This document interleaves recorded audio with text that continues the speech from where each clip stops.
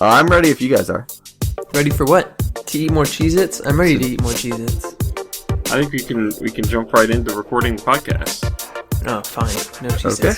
You don't deserve Cheez-Its. I do. No. In a world filled with chaos, there is a voice that gives hope to those who hear it. Hi. Three voices. Ladies and gentlemen, it's Dem Guys Podcast. That was pretty good. You should be, what was that guy's name that did that? That did what? The guy that did the thing? He's the guy that did the deep voice thing. Don, what's his name? Don Juan. I don't know who Continue you're talking talking. I will find Don. about. Deep voice Don. Not Don Draper. Don LaFontaine. Oh, okay. Mm-hmm. All right. I got guy you. In a world Yeah. with space pirates. Only one will survive. Oh, man. But yes, that was Drew with the amazing opening for this week's podcast. Fontaine-esque. Thank you. Yeah, very Fontaine-esque. And I am Slash as always. And I'm Snowshoe, the voice of whatever Drew said earlier, that gives people hope. Yeah, all of us give people hope. You only claim a third of that. Okay, fine, whatever.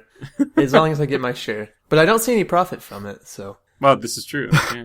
It's kind of Well, We are a non-profit organization. Non-profit vocalization. darn. Well, you know what? You folks out there listening, you can let us know what kind of share each of us has in the hope uplifting, process of this podcast by emailing us at demguyspodcast@gmail.com. demguyspodcast@gmail.com. Wow. See, now you shouldn't have spelled out the domain because you ran out of gas partway through there. I did. I was stuttering. Well, the next one's a little shorter. You can also tweet at us. We are at demguyspodcast. At DEMGUYSPODCAS. Oh no. Hey, you know what? What? I think the cold weather is getting to Snowshoe. It is. My hands are freezing right now, actually. Yeah, I don't doubt that. It has been crazy cold. I know it's been cold here in the northeast of the United States, and apparently it's been pretty cold out where you live as well, Snow? The Midwest, ladies and gentlemen, has seen the first snow of the year. Wow. Right. We already have over a third of our annual snowfall total. Are you serious? Yep. And, well, I mean, Good that's Lord. not saying very much. We normally get like 7 inches. But, Still, yeah. that's pretty crazy. Yeah. I've only seen some flurries so far up our way. No, it only snowed yesterday. But yesterday, it snowed heavily. And, to make matters worse, people in the Midwest cannot figure out how to drive on snow. I might not even know how to drive on snow. I don't know how to know if I drive well on snow. The key to driving on snow is to not go ridiculously slow. Like, drop maybe 5 miles an hour tops off your speed. Really? Under general, the kind of snow you're going to get out in the Midwest, yeah. That's all you're probably going to need. It's not the snow that's the problem, it's the ice. Yeah, and ice can be a problem, but the main thing with dealing with slippery conditions is to avoid over-braking. Give yourself extra time to slow down. Don't just slam on the brakes right away, because and obviously give a lot of space between you and the guy in front of you, because if you're too close and you have to slam on the brakes quick, that's when the tires break loose and you just start skidding. See, I think maybe that works whenever you're not, whenever you're not surrounded by a buttload of people that don't know how to drive on ice and snow. Well, yeah. If you guys remember anything about the Atlanta state of emergency last year, it's not as bad as Atlanta going into a state of emergency because of a 2-inch snowfall, but it is pretty darn bad. Like this morning, for instance, I was going to work, and there's a hill going down towards my office. And we're all going down this hill when we realize there's black ice. There's a whole line of cars behind me and in front of me. We realize there's a lot of black ice, so we're all going pretty darn slow down this hill, and we're just watching people. It's like that YouTube video of the Russian people driving on the ice. I don't know if you've ever seen that. This YouTube video from back in the day. But it's just one person after another skidding out and sliding because they're going too fast. So everybody's just going painfully slow. And then I look in my rearview mirror and I see the guy behind me all of a sudden pull out in a different lane and just start flying down this hill. And I was like, oh god, and it's playing that, whatever that devilish song is from the movies, like, that one, you know? And I see it in my rearview mirror, and there's just like flames coming up from his car, and then he goes down this hill, and I'm like, oh god, I need to speed up because he is going to hit the back of my car. So I speed up. The guy literally ping-pongs from left curb, hits the left curb, like crosses oncoming traffic, hits the left curb, throws it in reverse, backs up, hits the right curb, somehow spins around and hits the left curb again, before finally coming to rest after hitting a car that has already been in a wreck on the right side of the road. Oh my gosh. Good heavens. Yeah. And this was with how much snow on the ground? Well, I mean, it was all ice. There was not very much snow. Yeah, but jeez, But man. we had 2 inches total. I thought that we had some idiot drivers in bad weather up here, but No, yeah. you don't know the half of it. Especially the first snow. Like, maybe if it's January or February, people will start to figure it out. But this person, I don't know. I once I saw them coming in my rearview mirror, I just pulled into the parking lot next to me. I didn't even want to see what was going to happen. Well, I saw it, but I didn't even want to be a part of it. I give up on driving. I did. It was really bad. Because of you, guy. And there were just cars, like, crashed on the side of the road. That's and it insane. kind of made you realize that, I wouldn't feel so bad because I'd be with all these other people who wrecked their cars today. I'd be in good company. It was awful. I wasn't sure. I don't remember. When did it snow here? Like Thursday night or Friday night? I think it was Thursday night that we had some flurries. Yeah. And, I mean, it was coming down pretty hard, and it wasn't sticking a whole lot, but it was more just visibility was kind of bad. But we had, I was trying to drive home, like, during rush hour. It normally, even with rush hour, it normally takes me about 40 minutes to get home from work. It took me, I took a break from driving at one point for about 15 minutes, but it still took me over an hour and a half to get home because of how slow traffic was, because apparently if there's snow coming down, people can't drive. Yeah. See, like, if the snow's coming down, people are fine here. They'll just drive fine, and the roads normally aren't too bad. But once it starts icing, yeah, all hell breaks loose, and we are all running, screaming for our lives. I might walk to work tomorrow morning. How far from your workplace are you? I'd probably have to leave a solid 2.5 hours early. Amazing. This whole conversation with the way folks are driving out in the Midwest is hilarious to me because here in the Northeast of the United States, we have basically 3 seasons. There's almost winter, winter, still winter, and road construction. Road construction. That makes sense. Because that's like the one part of the year when you can really get some stuff done on the roads. So I like just driving in wintry weather conditions is kind of second nature to me. So it's hilarious to hear how poorly it's done in other parts of the country. I wish there was some kind of like requisite on your driver's license test for you to not be a complete idiot. Maybe they do a test of your bad weather driving abilities, and you get a special extra like badge on your driver's license. And if you don't have that and you're pulled over in bad weather, they're like, no, sorry, when it starts snowing or icing, you have to pull over and wait until it's done because you don't have this badge. You have to have some kind of like neon sticker on your car that says not safe in dangerous weather. And if they see you driving in dangerous weather, you automatically get like a double fine. Yeah, exactly. That'd be good. That would have saved me some heartburn this morning. So with the snow coming early, kind of, in November, I was wondering, this doesn't have anything to do with snow, it has to do with November.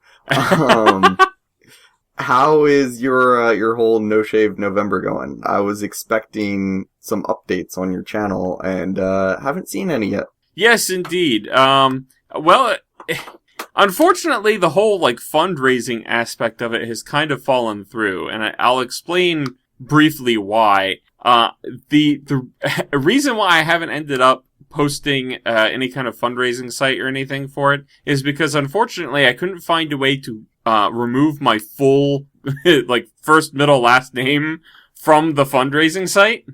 And I did not want that associated with my YouTube channel because of potentials for crazies on the internet. I've had the same issue, and there's ways around it, but there should be something that's a little more obvious. Exactly. So unfortunately, I don't think I didn't put a whole lot of forethought before November started into trying to get things set up. Unfortunately, so and I haven't really had the opportunity as the month has been going on to try to clarify that stuff and get that stuff working.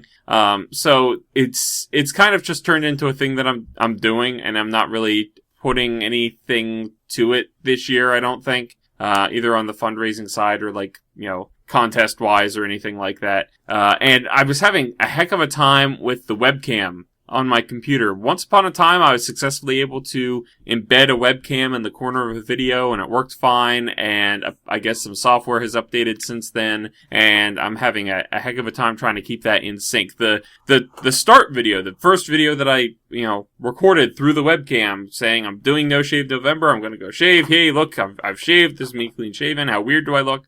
That video, apparently the audio got very out of sync by the end of it. And so I was looking for ways to correct for that, and I haven't found ways to correct for that. So it's all sort of, and then illnesses started moving through the family. Everybody's gotten colds or fevers or whatever. So priorities have shifted significantly.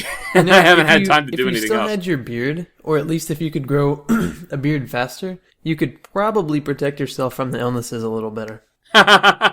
Well, I've been pretty good. I've got a little bit of a sniffle, but that's about it. That's just the first step. But I feel like the beard would probably act as like a filter, an air filter. Well, the beard's pretty much back. I've Okay. been meaning to record something. I figured that if I record something mid-month here, I'll try to get something recorded with my phone and upload it so that I know because I know that works. I've uploaded stuff from my phone before just to show the progress. But, it's pretty much, I think, back where it was at the beginning of the month. Maybe not at the beginning of the month, but about where I would normally have it if I were trimmed up and properly groomed and that sort of thing.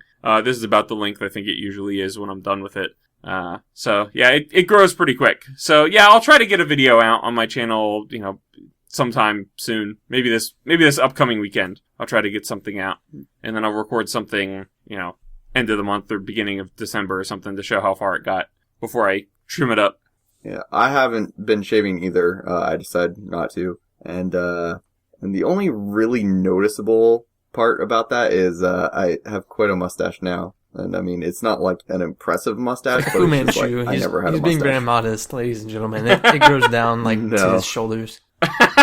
No, it's just I never had a mustache before, and it's a little weird. There are times when I'm like talking or eating or something, and I feel like a little bit getting into the corner of my mouth, and it's not extremely pleasant. So he's wrapping it around his neck like a shawl. It's functional. Yeah, there you go. All right, Snowshoe, it's your turn to transition from beards into whatever you want to talk about. Beards cover up the face, just like Ubisoft tried to cover up how bad Assassin's Creed Unity supposedly is. Golf clap. Thank you. Supposedly, can you even hear this? I can barely hear it, but I know the sentiment behind it, so that's good enough for me. Supposedly, Assassin's Creed Unity is probably of similar quality, if not worse, than Watch Dogs. Oh no! Yes, and if you remember, Watch Dogs is also a Ubisoft game. So, that begs the question, what gives Ubisoft? What's up? Why make good game? Right. So, the reason, apparently there's a lot of really cool things about Unity, but there's a lot of really sketchy things, and really things that shouldn't be happening in a AAA game. So, for some reason, Ubisoft has turned into, and this is a popular comparison right now, they are the new EA, supposedly. Oh, that stinks. And it seems like EA being branded as the old EA was branded, seems to have maybe done them some good. They seem to have kind of realized some of their faults, and, even with The Sims, they came out with the Dead People update and the Basements update and the Pools update all for free for The Sims. Which we thought they were going to make those DLC or something, but I don't know.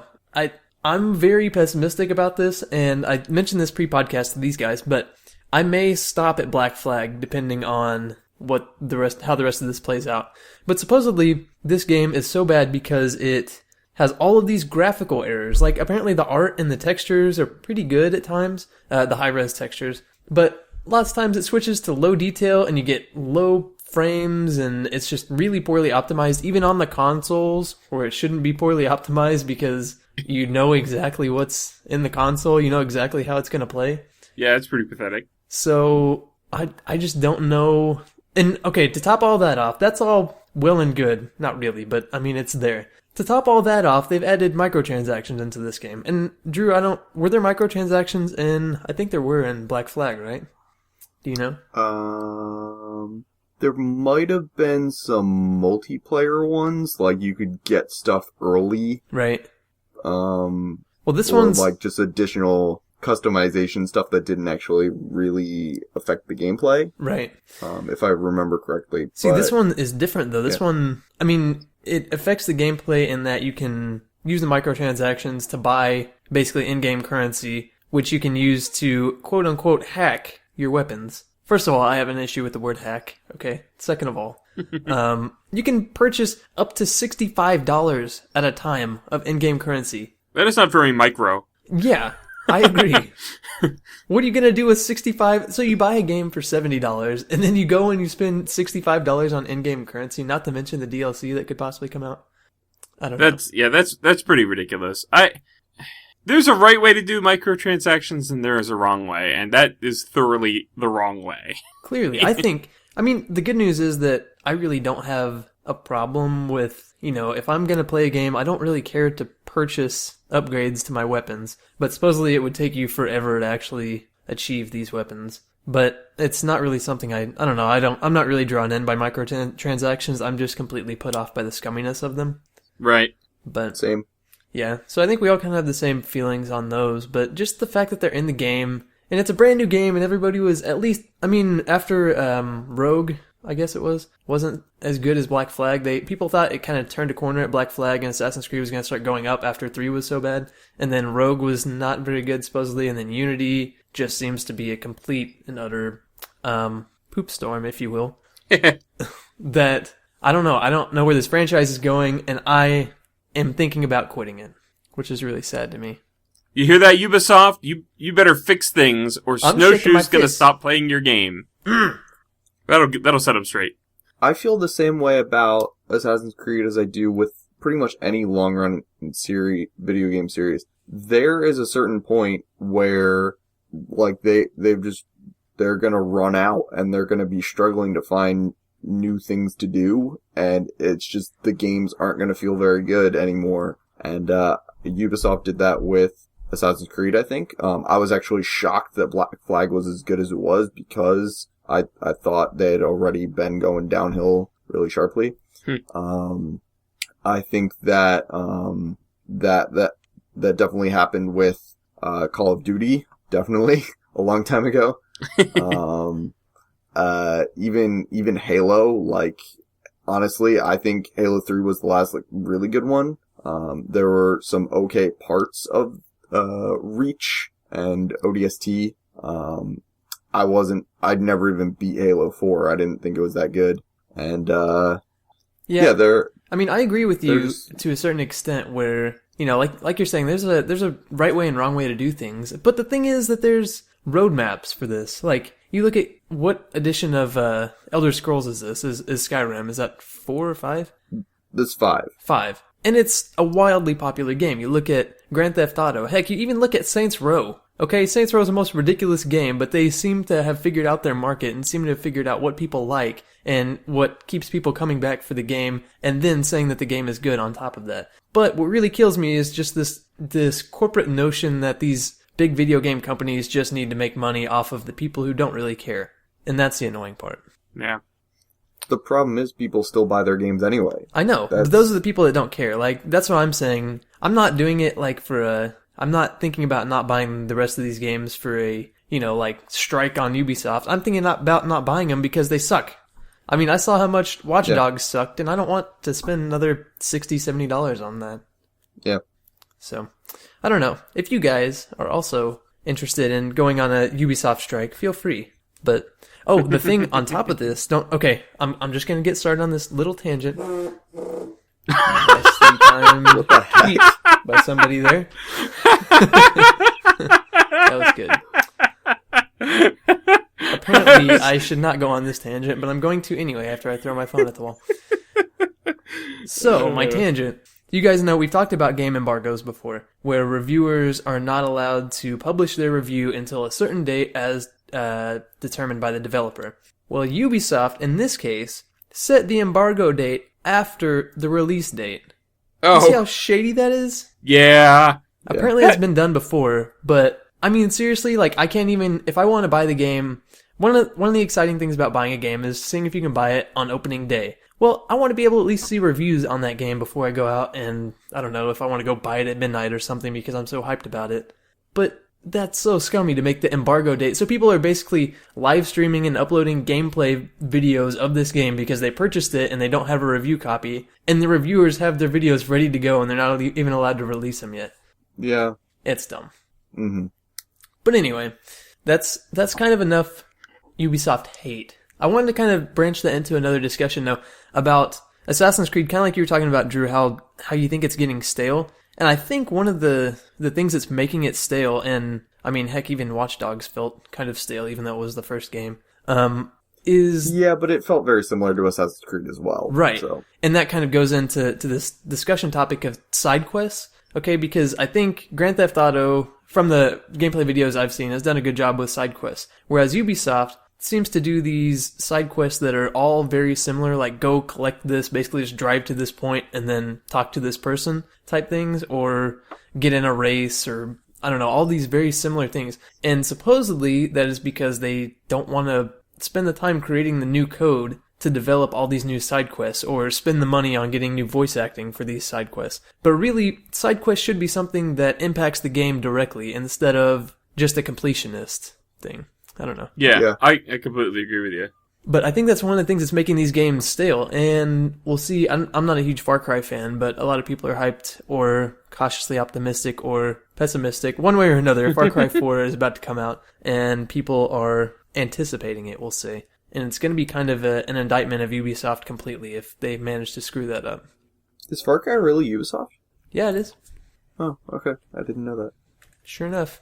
But, I mean, they've got another game coming up. It's some kind of detective, I don't know. It kind of reminded me of Watch Dogs, but it's something similar that Ubisoft is doing in the future that people are already getting hyped about because it's another one of those. We put out this epic trailer and it's going to come out in a year and it's going to be a highly hyped game.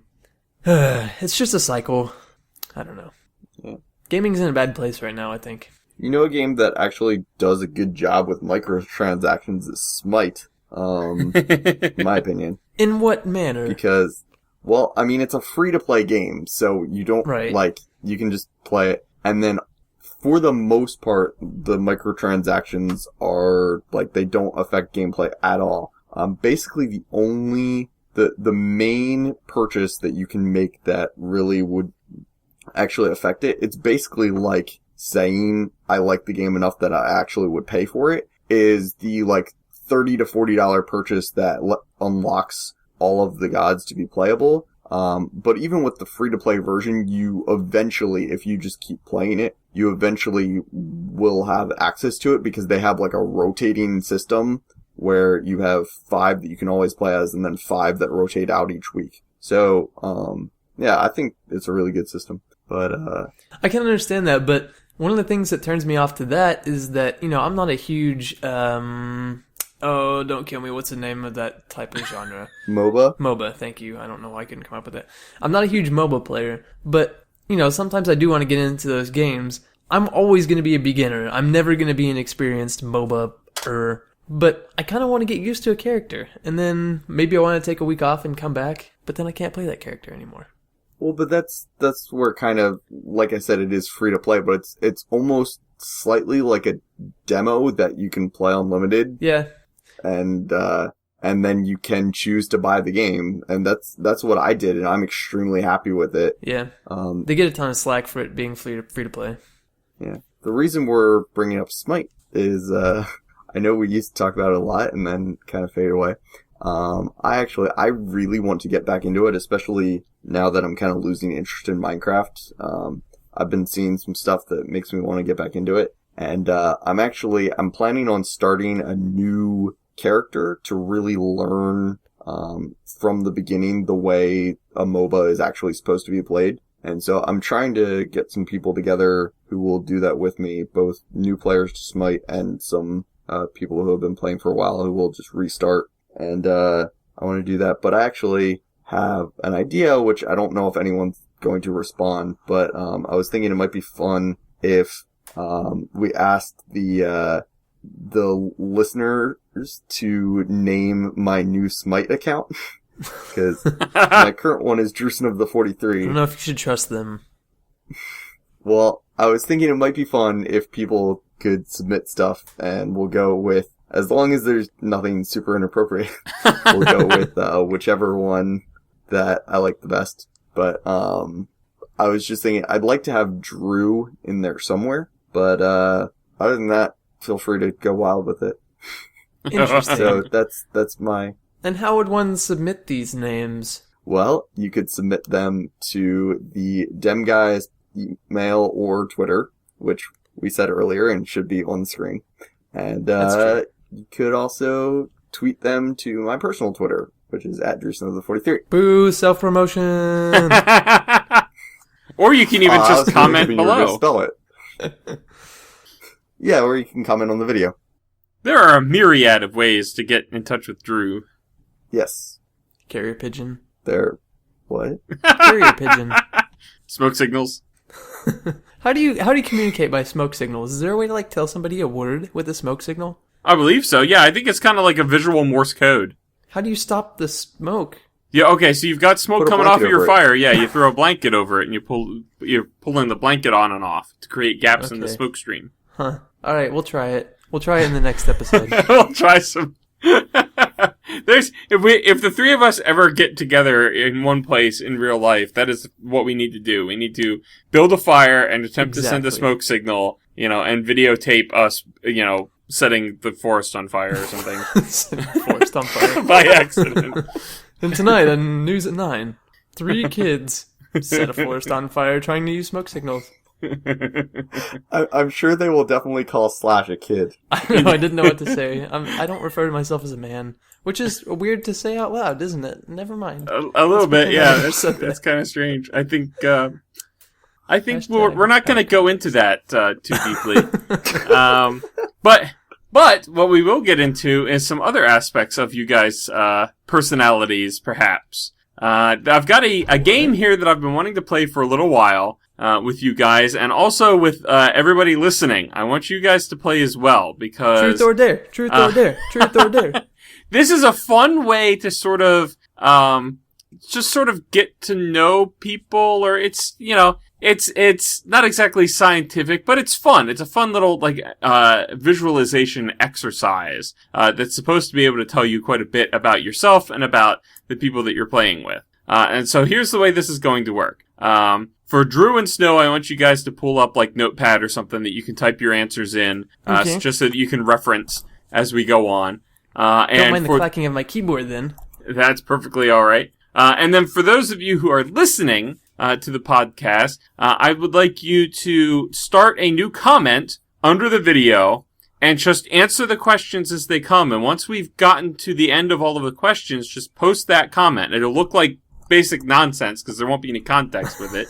But post that comment, and then we'll go over what the it's all supposed to mean.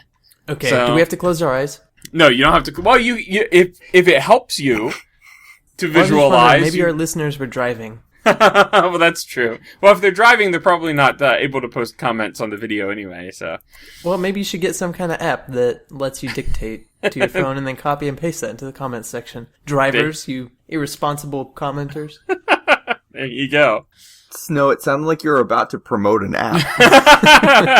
Hey, by the way, I'm coming out with a new app called Unrelated. Comment. Yeah. Snow type. Snow type, that's good. Hashtag no, trademark. Oh man. Hashtag snow type, trademark. You guys ready for this? Sure. Got my All eyes right. closed. Sure. All right, here we go. First off, I want you to imagine a desert stretching out as far as your eyes can see. In this desert is a cube. Your first task is to describe the cube. And don't answer out loud, just type into your comment field or your document. We'll go over them here in a bit. So what does the cube look like? How big is it? What's it made of? Where is it in your field of vision? Those are the sorts of things that we're looking for you to describe here. There's no right or wrong answer. It's just whatever you see in your mind's eye is what is correct for you. It's like one of those things where I can say it's as big as a loaf of bread, but then you say, how big is a loaf of bread? No, I don't know. It depends on how big the tin you cook it in is. Capture as many details of the cube as you can, and I'll give you maybe another 20 seconds or so, and then we'll move on to the next task. How do you spell desert? Just kidding. One S, otherwise it's dessert. They had that. It was written on my house a long time ago. We bought a house. My family did from an artist. I finished mine, so I'll give Drew some time. We bought a house from an artist, and she liked to paint things on the walls. She also painted a really creepy tree in our backyard, but that's besides the point. She wrote on the top, like, I don't know, above the window in the kitchen, she wrote, "Life is uncertain. Eat dessert first." Except it said, "Eat desert first." And I always thought that was hilarious whenever I was like 8 years old. That is pretty awesome. Oh, man. All right, so we are going to move on to the second task now. So as you're Okay. looking out at the desert and your cube, you notice there is also a ladder in the desert. Your second task, there are just 5 total, but the second task is to describe the ladder. What is it made of? How big is it? Where is it in relation to the cube? Etc. What are ladders made out of? Whatever I don't you know. want it to be made out of. I know what it looks like, but I don't know the makeup of it. Can I lift it? I'm gonna go lift it real quick. All right. Sounds like a plan. Do you even lift, bro? I do now. See, now that ladder, he could make that be like as ridiculously heavy as he wants, and then look like he's really buff by lifting it. That's what I'm doing. I'm curling the ladder in my vision. There you go.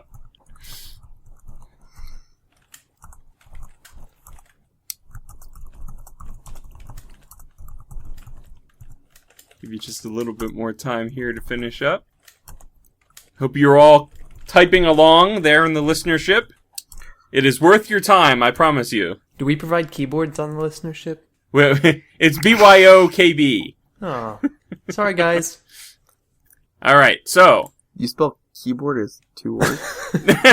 no, well, it depends on the context. A lot of Linux software packages abbreviate keyboard as like KB or KBD. So That's confusing. That's why I because know you know kilobytes and stuff, but whatever. that's true. Moving on. Linux sucks. All right, so you've got your desert, your cube, your ladder. Now imagine that in this same scene there is now a horse. What? The desert doesn't necessarily make sense. There's just now a horse in the desert. So your third task is to describe the horse. Most importantly, where is the horse? What is it doing? Is it moving anywhere? Is it going anywhere? Is it staying still? Etc. And just go with whatever first popped in your head whenever I said put a horse in the scene. Whatever it looked like, whatever it was doing, wherever it was, that is your answer. And I know get there? by this point you guys are super interested in where this is all going. I've been through the desert on a not horse really. with no name. All right, so for your fourth task, we're getting close to the end here. We also, in this desert with a cube, a ladder, and a horse, we have some flowers. So now you need to describe the flowers. How many are there? What do they look like? Where are they in relation to the other things that are in the scene? The horse, the cube, the ladder, the sand of the desert, etc. I don't know. It's your brain, man. You gotta put them my brain somewhere. didn't compute that. My brain decided that they weren't possible. Well, I will recompute. if that is the answer that you decide to go with, you could say that, you don't have any flowers. No flowers appeared. They didn't. I can't change it, can I? I wouldn't think so, no. Okay. Nope. Nope is my... Nope. The answer is nope to flowers. Wonder what that says about me. Probably nothing good, I would assume. Well, we'll find out at the end. Alright, guys. And now, the final question for you regarding this visualization that you're doing. In this desert, there is a storm. Describe the storm. What kind of storm is it? Is it nearby? Is it far away? What direction is it heading in? Does it have any effects on anything that are in the scene? Man, the first thing I think of is usually probably... Yeah, that's not good. Oh well.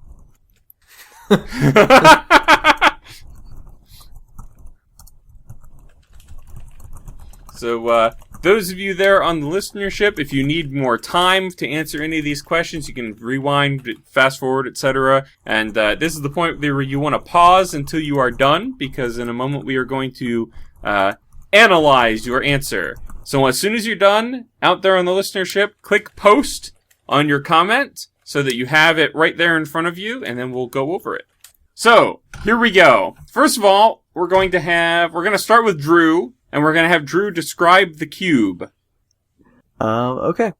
The cube is white with black edges. It is made of metal. It would be 3 times taller than me if it wasn't half buried in the desert sand. Wow. Very good. Very good. And Snowshoe, how about your cube? My cube is like the size of a basketball, and it's just white in the middle of the desert. Okay. Is it sitting on the ground, or is it like... Yes. No, Okay. It's sitting on the ground.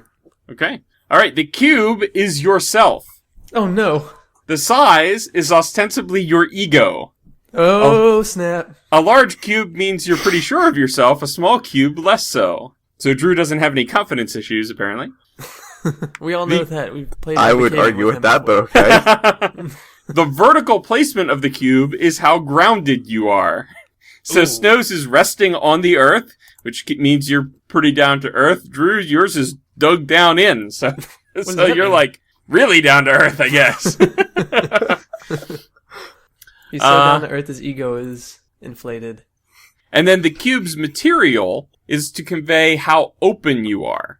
So Mine was like ABS plastic, I guess, if you wanted to be technical. Mm-hmm. So you're probably... It's not a particularly, like, resilient material, that. Oh. So I would say, well, that doesn't mean anything bad. That just means that you're not too guarded. Okay. You know, This is probably true. You're pretty well, I would say sort of middle of the road in terms of whether how much you share and how much you keep to yourself, sort of thing. Very interesting. I was kind of picturing a block of iron from Minecraft for mine. So, So you're a little bit more guarded emotionally, I would say then. According to the, it says, for example, made of granite. In the guide here that I'm reading suggests that a person protective and resilient. So that's the sort of thing that they're going with there. Does the color mean anything? Yeah, the color can mean something, because basically what we're doing here is that whenever you're asked to describe a blank abstract entity, like the cube in this case, you tend to project your own identity onto it. Interesting. So I am a blank basketball-shaped sized person. Like, how can you be a basketball-shaped cube? I don't know. That's what my mind thinks of myself. I'm sorry. Snowshoe is an enigma. I am. So now it gets even more interesting, because now we're going to look at the ladder. So we'll start with Snowshoe on this one. Let's hear about the ladder. Okay, my ladder is a 6-foot ladder lying like only on the ground, just end to end, and it's orange and it has metal rungs and it's made of aluminum. Okay. I Where mean, is it? It's maybe some fiberglass, but I'm not really a scientist. Okay. And where is it in relation to the cube? It's laying right in front of the cube. Right in front of the cube, okay? Yeah, from where I'm looking at it. And Drew?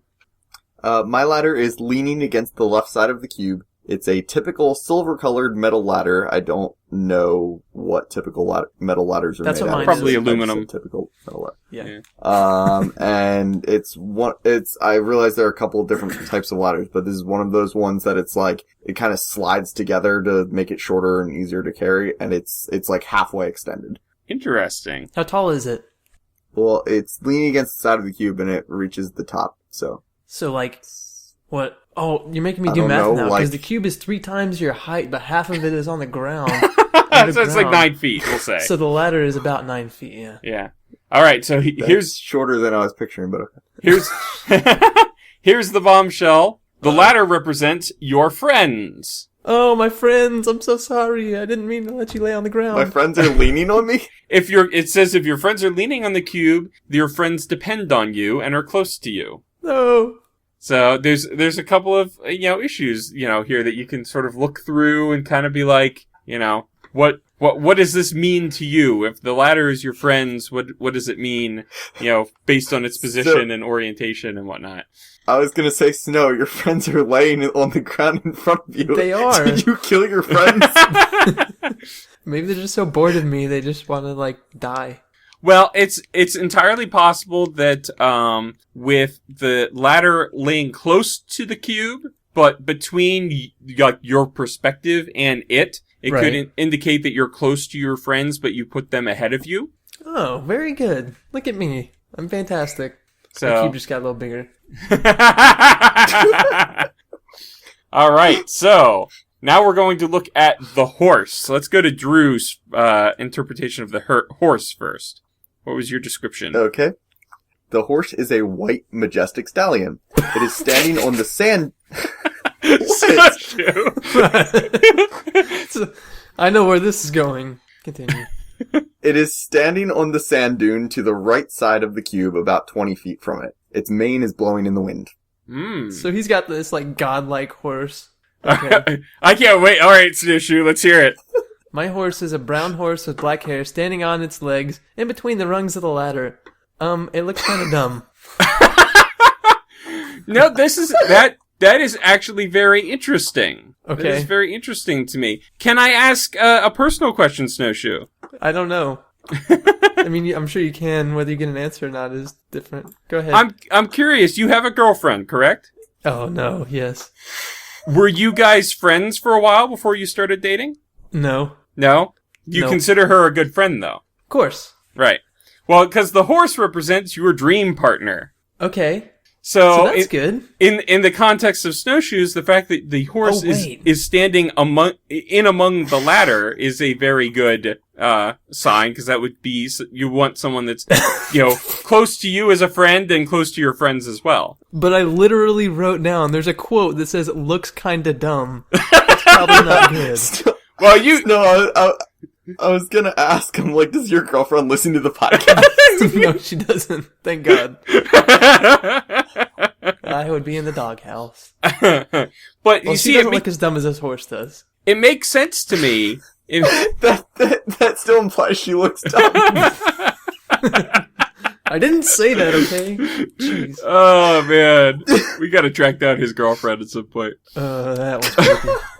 But actually, when you really stop and consider it, it's a very interesting thing, because Snow, you have a girlfriend, and the horse in your vision is right next to the cube, so right next to you, very close, It's true. right? Meaning Standing it's like on top of my friends. it's an element of your life, all very close knit and everything, Very weird. Drew, yours is a little bit more further off and a little bit more idealized, so that represents the sort of thing that you're looking for, as opposed to the sort of thing that you may have. So I think that makes perfect sense, what you guys came up with there. Now, number 5 is really going to throw my story for a loop, but we'll continue on to number 4.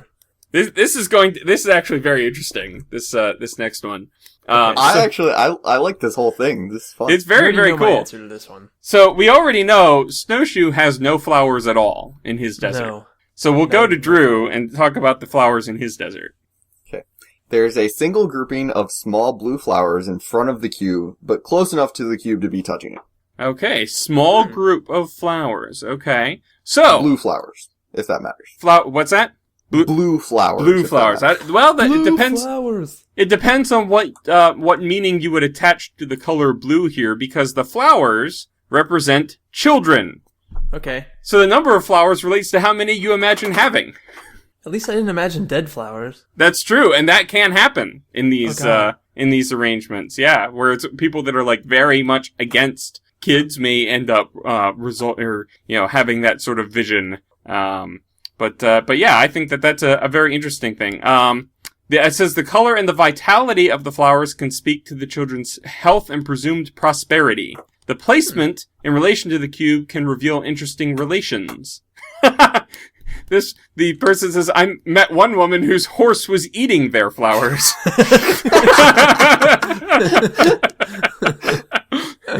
And let me tell you, there are days where my wife's horse is eating those flowers. So yes, I think that was very interesting, the answer to the flower question for you guys. And now finally, we have a storm. Let's go back to Snowshoe for the storm. This is where things get a little violent. So the first thing I thought of, for some reason, I have this game called Forbidden Desert, and it's all about a desert that there's a storm, and it I don't know, one of the game mechanics is that the storm picks up, and it has these really cool illustrations, and on the illustration of the card, you can look it up if you want, it's called Forbidden Desert, like I said. Storm picks up card, it's this red, yellow, what looks like a fire tornado. So that's the first thing I imagined when I was thinking of a desert storm. And so I wrote down, a fire tornado starting in the background, coming into the foreground, lights the horse's hair on fire, sort of like Ponyta or Rapidash from Pokemon. Okay. So somehow I lit my girlfriend's hair on fire.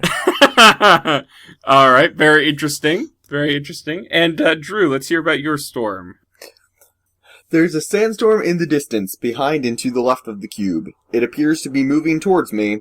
It goes across the whole horizon. All right. Oh, wow, that's scary. So the storm represents threat.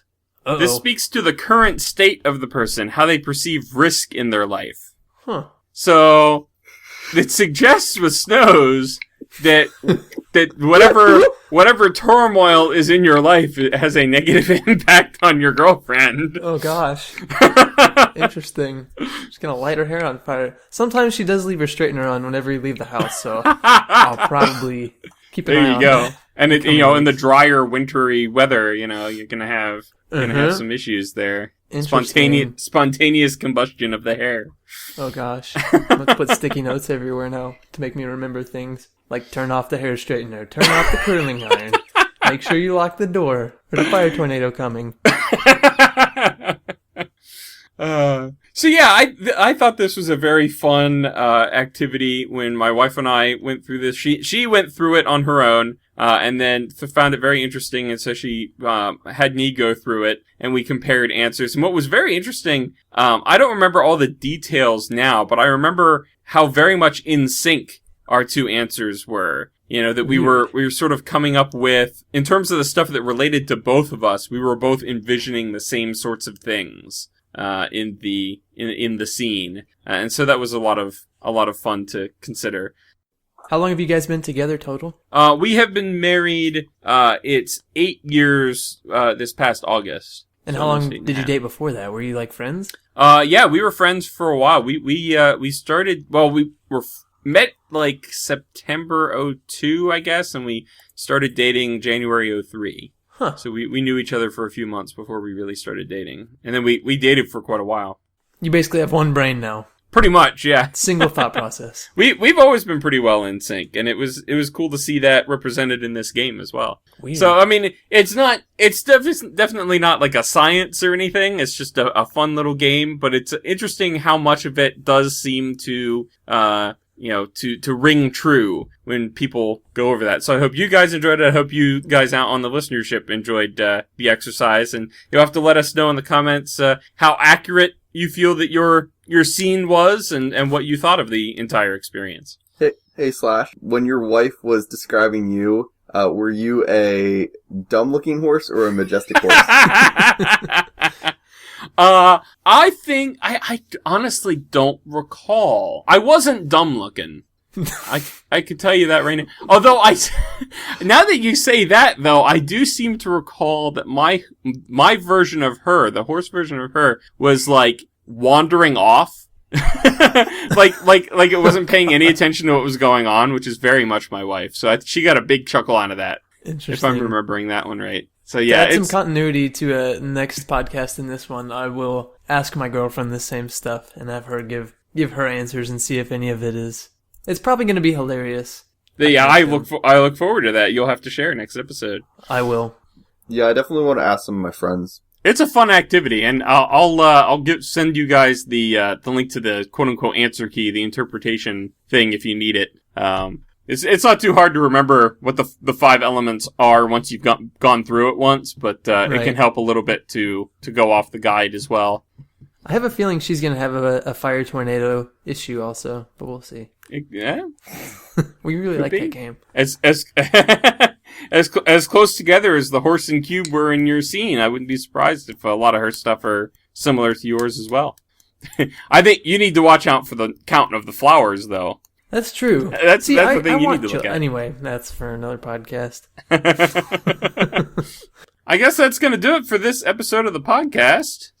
Podcast. Yeah. All right. Well, hey, thank you guys for listening. Hope you enjoyed the visualization game, and we appreciate all the questions. Hope you enjoyed the answers. Hopefully, you'll be inspired to send in some more questions based on that. Maybe some from some other folks. Don't put all the burden on our big 3. I don't know. I like the big 3 though. I do like the big 3, but it would be nice to hear from a new name every once in a while. Yeah. I don't like the other people.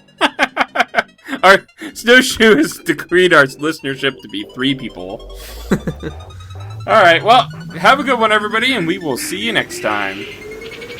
Happy Thanksgiving. Bye. Bye.